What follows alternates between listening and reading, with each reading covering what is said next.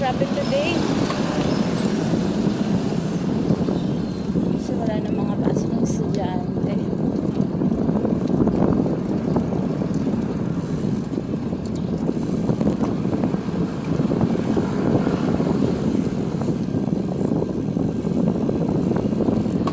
Shoutout ko lang pala lahat ng mga sumusuporta sa aking mga reels and videos.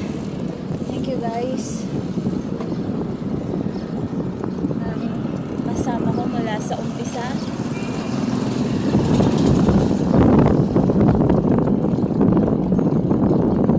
Thank you sa support nyo kay Duday guys. Ito na kayo isa-isa yan. Alam nyo naman kung sino kayo.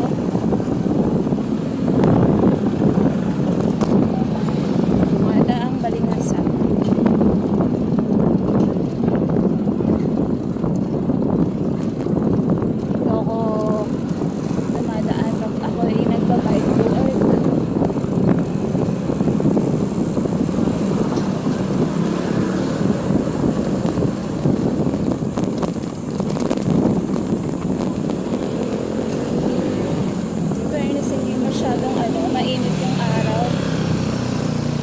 Katulad ng mga dati, ang sakit sa balat ng araw ngayon.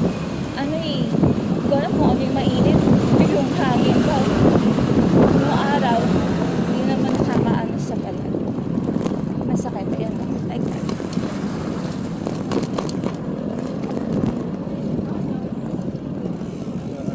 Kaya di ako gumamit ng arm sleeve ngayon eh.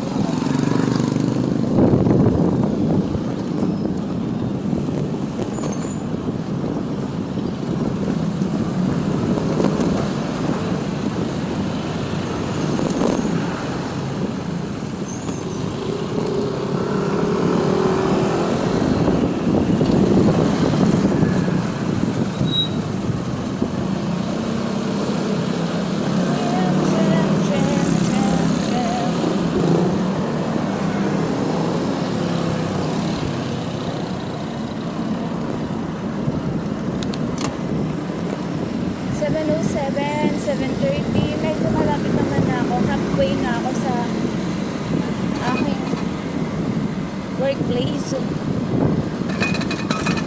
Medyo ayun natin si Ateng.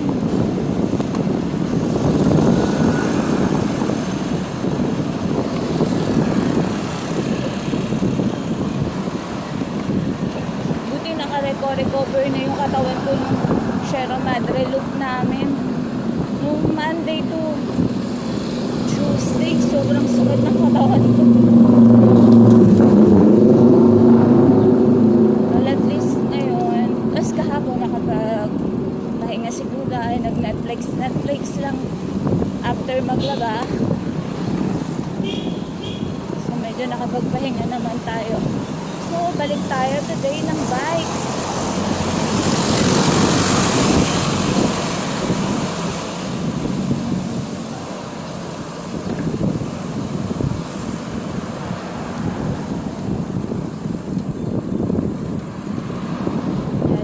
Ride muna tayo.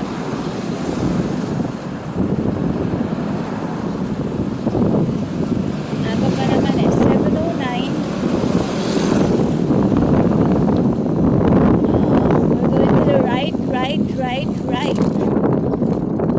Tapos na nito ay hindi ko pala Quezon Ave.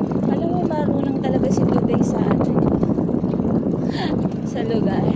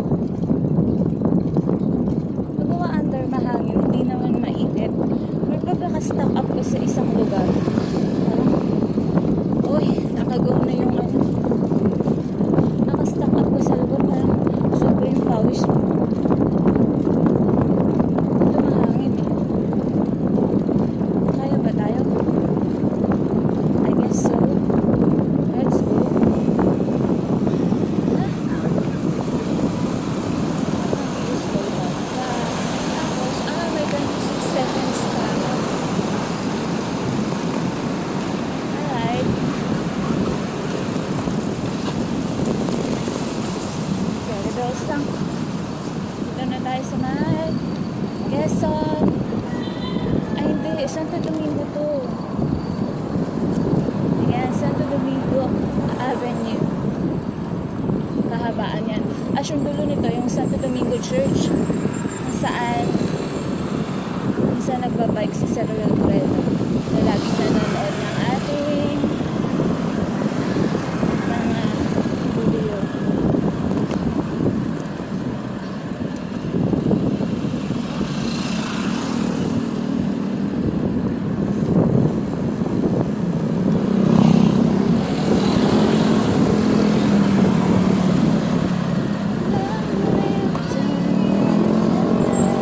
Pag napo-board ka na, kanta-kanta ka lang.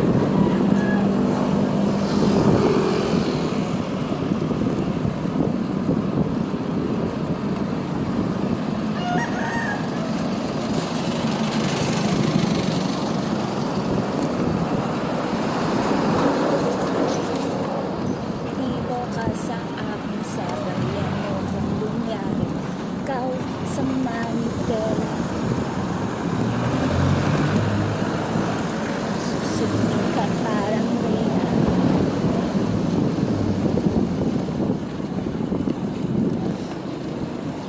Ooh.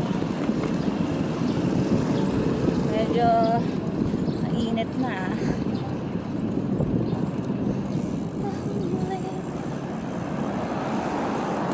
Let's go, nakagaw na.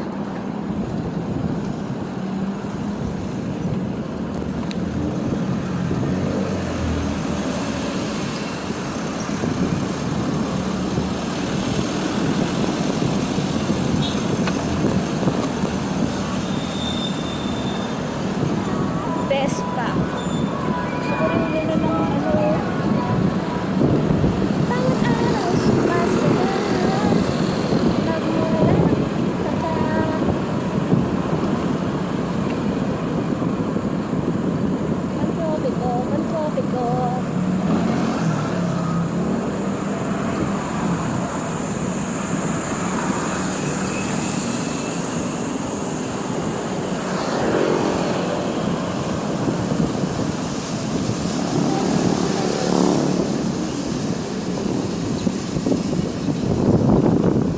Uy, oh.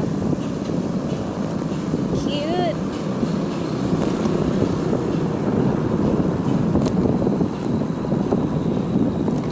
Pantropiko.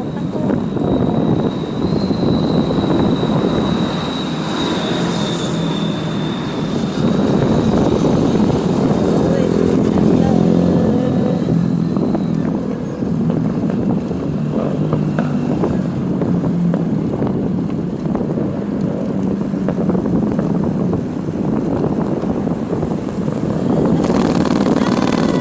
Slow lang tayo kasi may dato.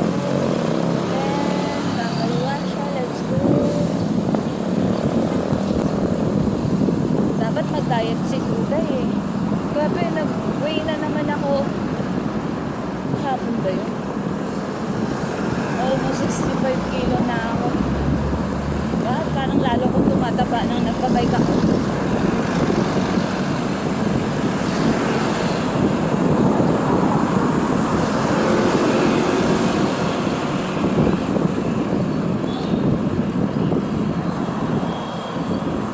Gusto ko kasing kumain eh.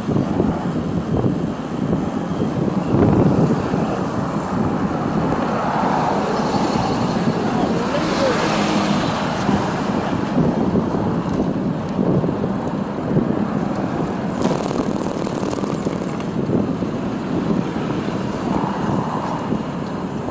I'm getting older. I guess I'm aging well. What?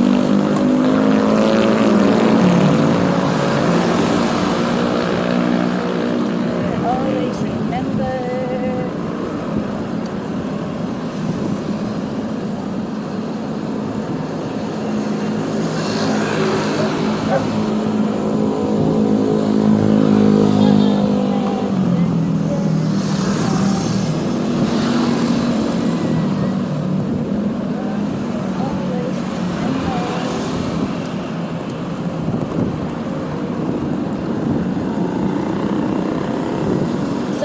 today si Duday. Nakita nyo naman, nakamotor na naman yung aking videographer today. So, mag-isa na naman akong uuwi.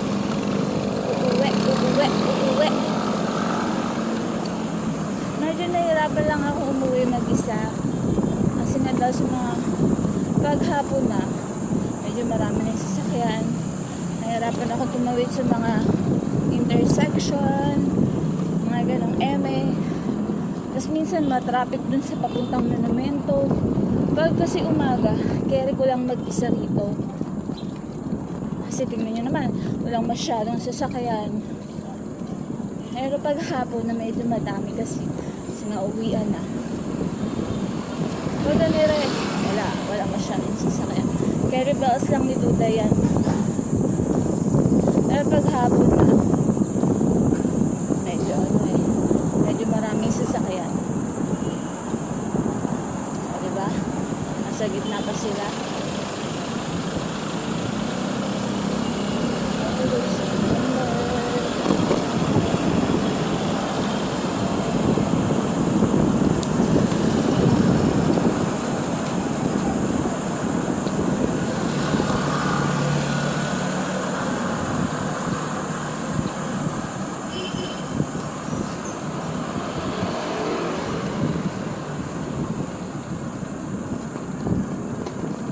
Lang. Nakakatamad talagang manood ng mahabang video pa talaga yung isusort mo lang yung mga important details. Kaso sa totoo lang din, ang hirap mag-edit, napaka time consuming. Reels nga lang minsan pag mag-edit ako, pinakamabilis na, wala nang yun.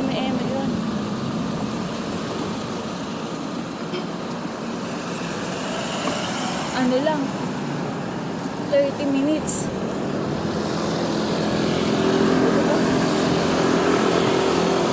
Napaka-time consuming talaga ng pag-reel sa FB. Kaya hindi lang din siya basta-basta.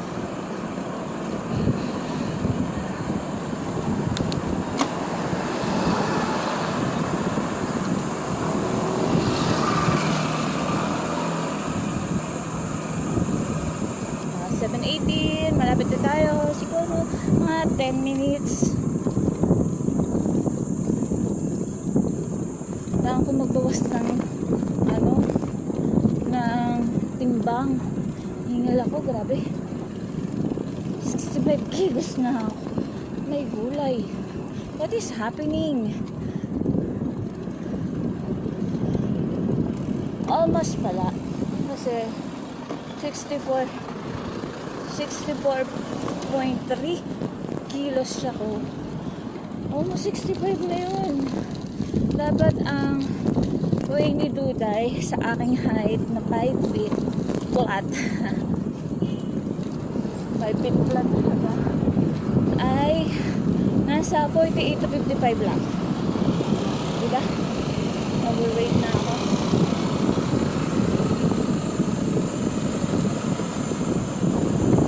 Almost 10 kilos. Kaya mahirap din akong umahon kasi mataba.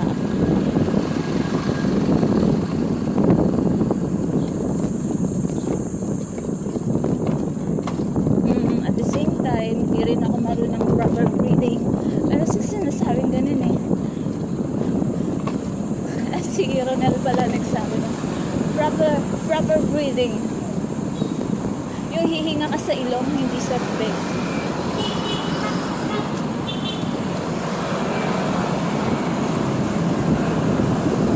Parang nakakaubos yata ng lakas kapag ang buga ng gano'n, parang kahaan na